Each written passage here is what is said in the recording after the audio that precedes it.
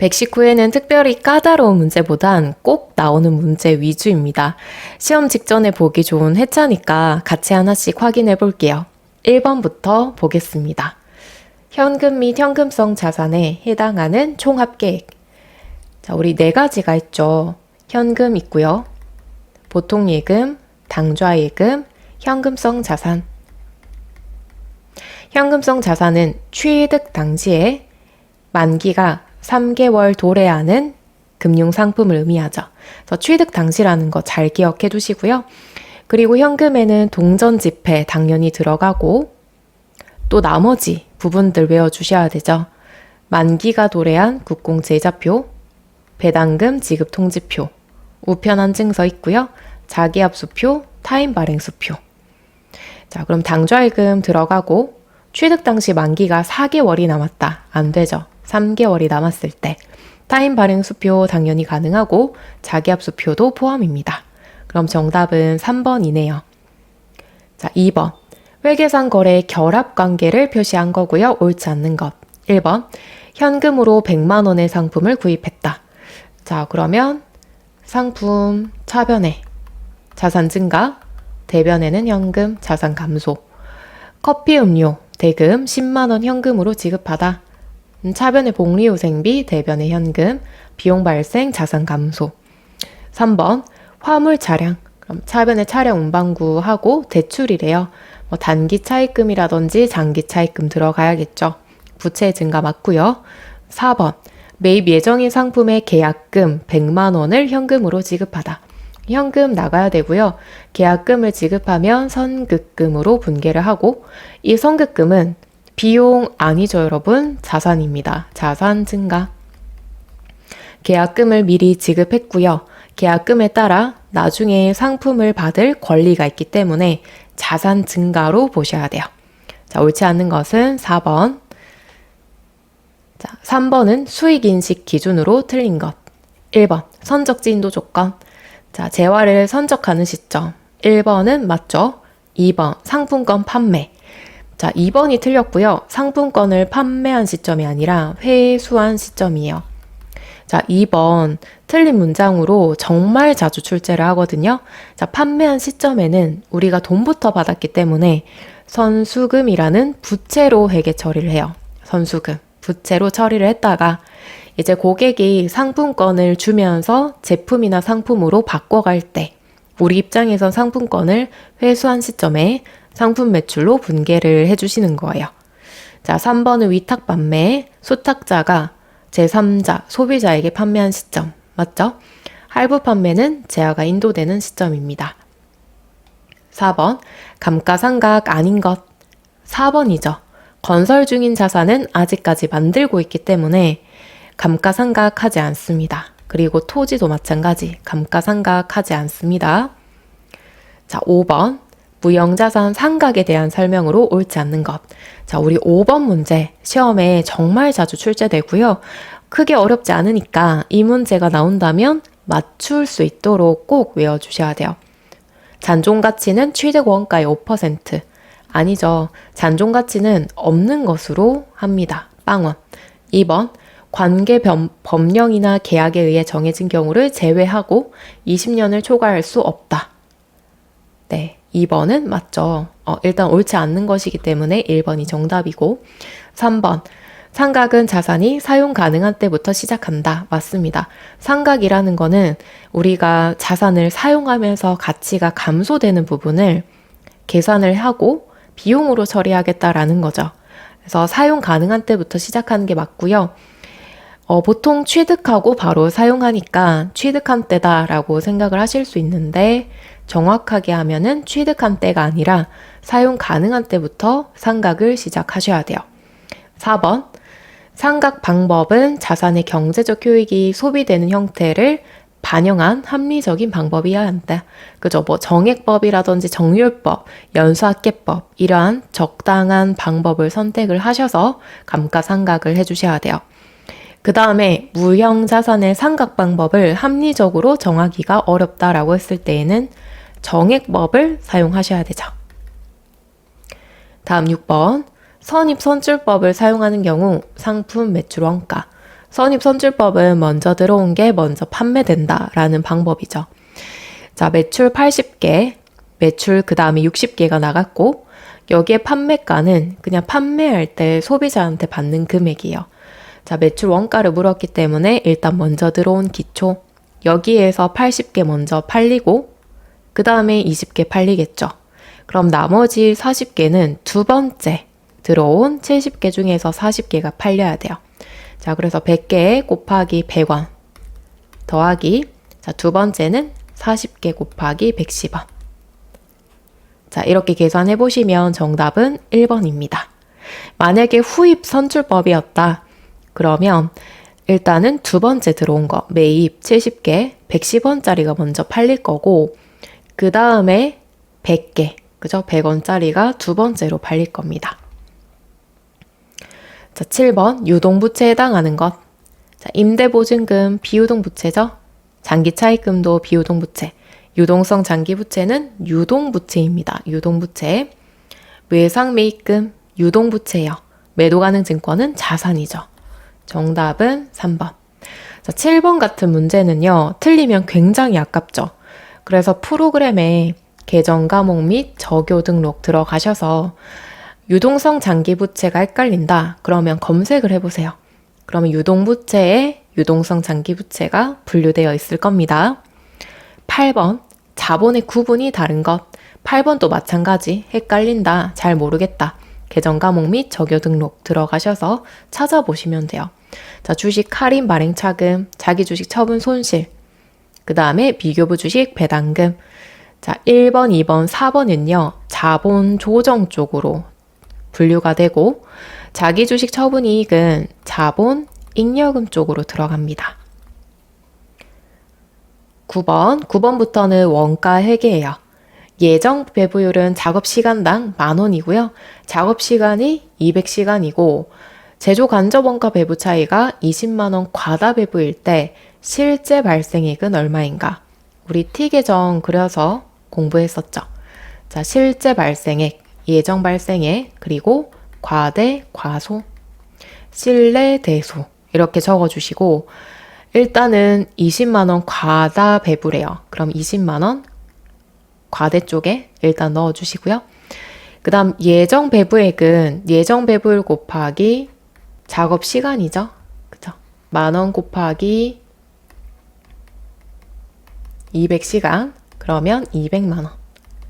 자, 차대변이 동일해야 되기 때문에 실제는 180,000원 들어와야겠죠. 정답은 1번이에요. 자, 다음 10번. 종합원가 계산입니다. 제품을 대량 생산한다. 종합원가 계산을 해라. 라는 거고, 원재료는 공정 초기에 전량 투입된다. 그러니까 원재료의 완성도는 100%로 봐라. 라는 뜻이고요. 가공비는 공정 전반에 걸쳐 균등하게 발생한다. 그러면 지문에 나와 있는 완성도를 보시면 돼요. 단기 완성분은 700개, 기말 제공품은 300개에다가 50% 완성을 시켰고요. 선입선출법에 의한 가공비 완성품 환산량을 계산하라고 합니다.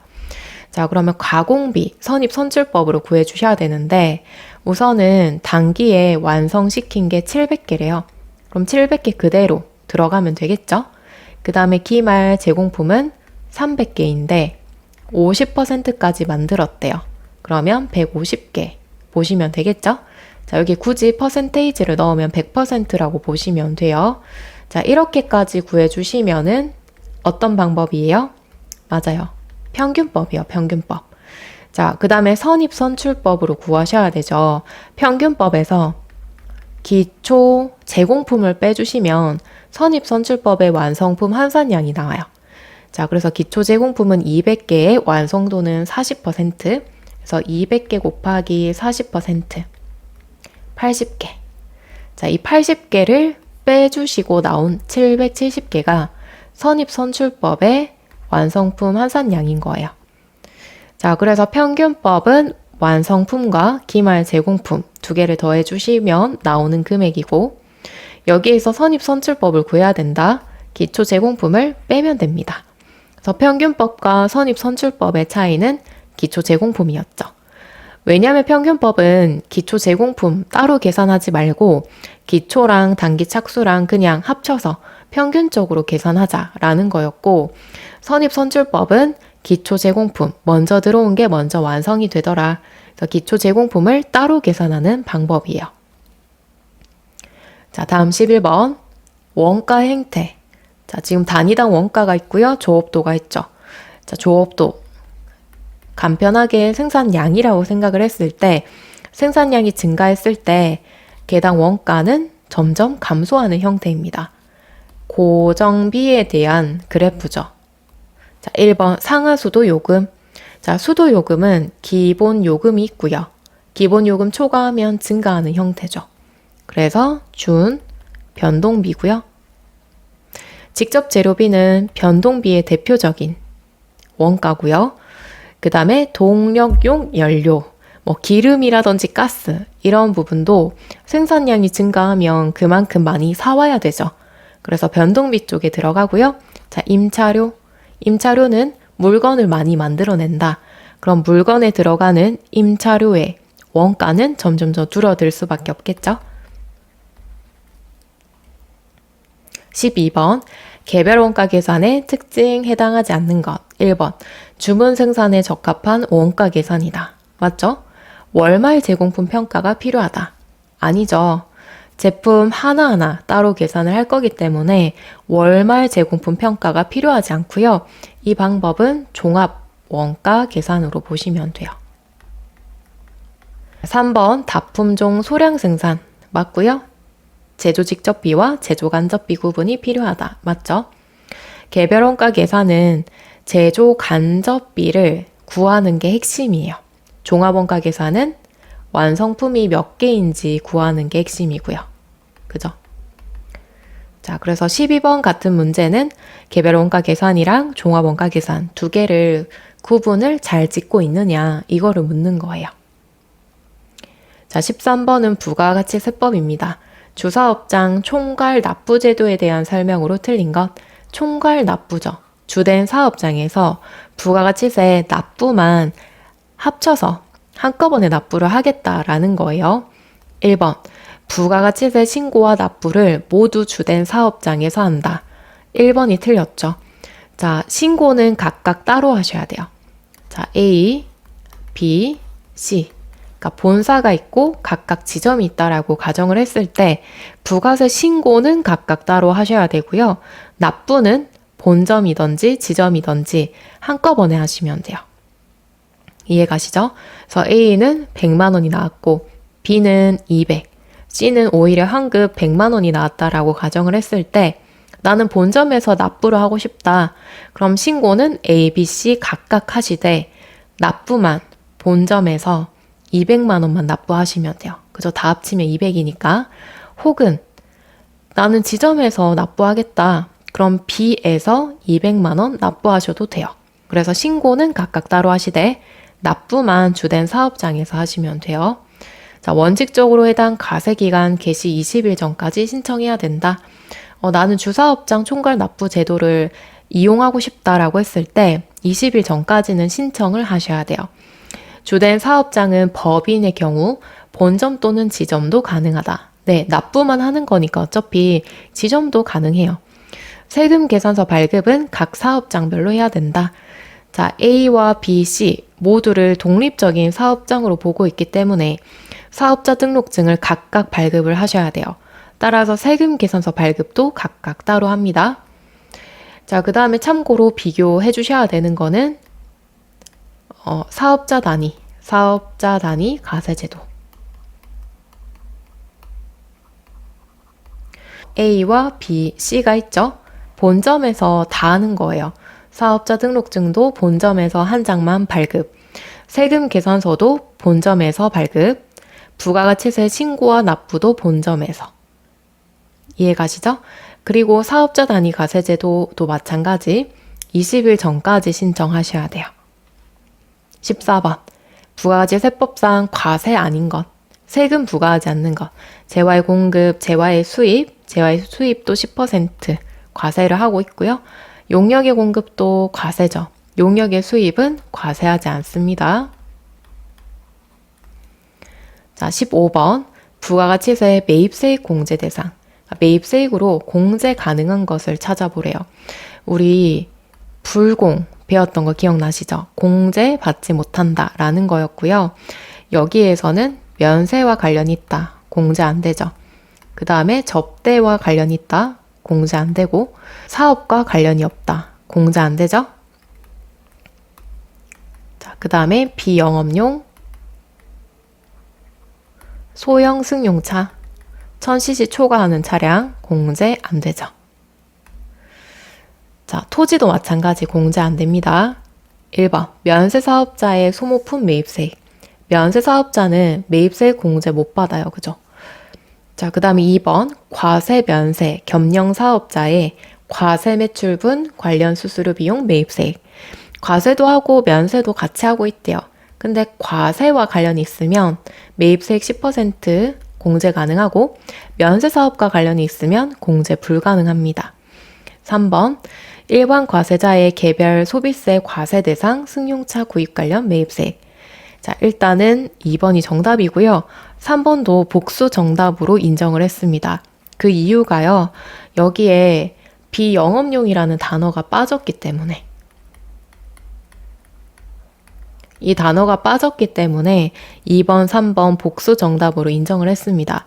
자, 그 이유는 만약에 영업용의 승용차다. 자, 영업용 승용차는 택시 회사의 택시 차량, 버스 회사의 버스 차량, 또는 우리가 택배 있죠. 택배 회사의 택배 차량일 때 영업용 차량으로 인정을 하는데, 자, 택시 회사에서 예를 들어 그랜저를 택시 차로 뽑았어요. 그런 경우에는 매입세액 공제 가능합니다. 자, 그런데 비영업용 승용차다라고 했을 때에는 그런 경우 있죠. 우리 회사가 호텔이라고 가정할게요. 우리 회사가 호텔이라고 했을 때 뭐 직원들이 타고 다니는 차로 그랜저를 뽑았다. 자, 이런 경우에는 그랜저를 가지고서 직접적으로 뭔가를 얻는 게 아니기 때문에 매입세액으로 공제 불가능한 거예요. 자, 그래서 비영업용이라는 단어를 확실하게 집어넣지 않았기 때문에 이의 제기를 통해서 3번도 정답으로 인정이 된 겁니다. 자, 4번 거래처 접대용 매입세 공제 불가능하죠. 1번부터 15번까지 특별한 문제는 전혀 없었고 보통 시험에서 주로 출제되는 문제들이었기 때문에 틀린 게 있다 반드시 복습을 하시고 시험을 치셔야 됩니다. 그럼 수고 많으셨고요. 시험 합격하시길 응원드리겠습니다. 수고하셨습니다.